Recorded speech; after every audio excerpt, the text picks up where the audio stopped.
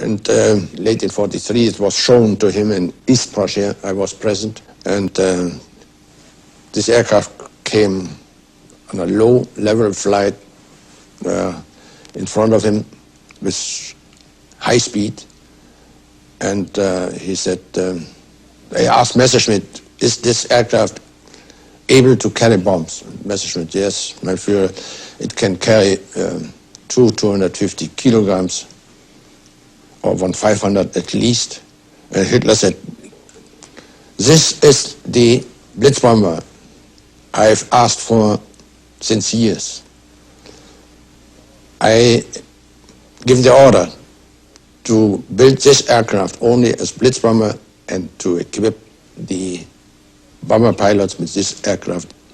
Of course, myself as general of the fighter arm, I did fight against this decision with all I could. I have asked successful fighter pilots like Steinhoff to fly this airplane and to talk to Hitler all the time and to try to convince him that this was the fighter we needed. Forbidden to use the superplane that might have stopped America's bombers, Galland and his fellow aces rebel and are fired. Goering calls them mutineers. I was planning to escape, but escaping was only feasible and possible to the east, and I didn't like these thoughts, and therefore I came close to the decision to suicide. The German aces are not Nazis. Under military rules, German soldiers cannot belong to a political party. But they are highly disciplined warriors, and even the thought of mutiny is extraordinary. Johannes Steinhoff has 176 victories and is one of Germany's top aces. Later, he will become head of NATO's military committee. Steinhoff describes the state of mind that made the German pilots so eager to get the superplane that they risked being shot by the SS. In the Battle of Britain, we were victors. We came after having conquered Europe as young men fighting with sportsmen-like. When the Allied bomber offensive started, we were already, in a way, old men. We had experienced how Germans' fate went down, how we lost all the territories we had conquered, how our cities were destroyed, deeply depressed. We had seen how Hamburg was burning, how Dresden was burning towards the end of the war. So an attack against unit of flying fortresses was something like controlled suicide. If a formation of 1,000 bombers, by the way, something which will never happen again in history, the flights of the bombers in big formations. If you attacked a unit like this, you were breathing deep and your heart was beating. As the formation leader, you were the first one to attack. To lead a unit of fighters into an approaching bomber unit was a great art, at the right angle, with the right speed. And you are flying an attack, a real attack against how many machine guns? Sometimes 50, sometimes 80 machine guns. They're firing at you. You're going to shoot down a bomber only if you're approaching at very near distance.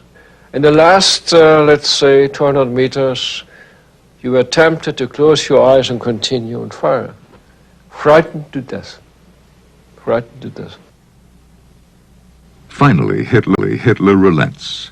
Galland, after all, is a national hero with 104 combat victories.